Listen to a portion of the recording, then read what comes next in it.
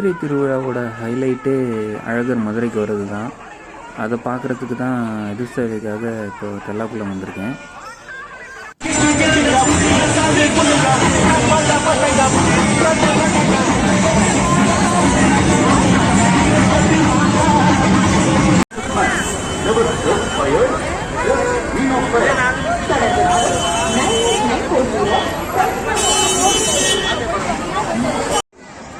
அழகர் கோயில் சுற்றி இருக்கிற மண்டபப்படிக்கெலாம் வர ஆரம்பிச்சிட்டாரு அப்படின்னு சொன்னாங்க. ஸோ கோயில்கிட்ட ரீச் ஆகிட்டேன். அதுக்கப்புறம் எங்கே இருக்காருன்னு கண்டுபிடிக்கிறதுக்கு அந்த மக்கள் வெள்ளத்தில் உள்ளே போய் தான் கண்டுபிடிக்க வேண்டியிருக்கு.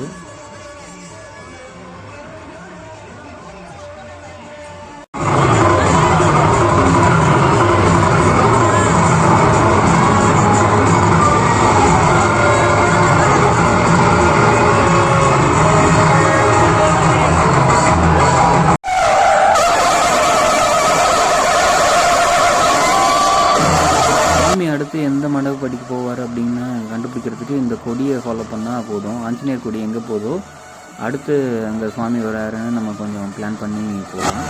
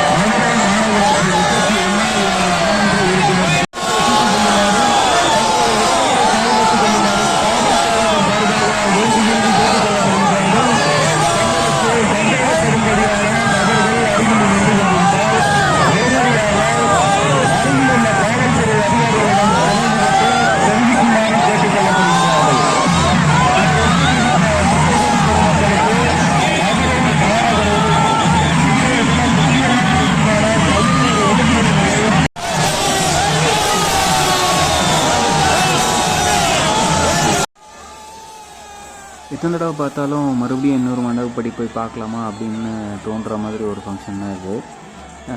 பட் இருந்தாலும் டைம் ஆயிடுச்சு. 1 மணி நேரம் சாமி கூட பார்த்து சுற்றி நிறைய மண்டபப்படியில் சாமியை பார்த்தாச்சு.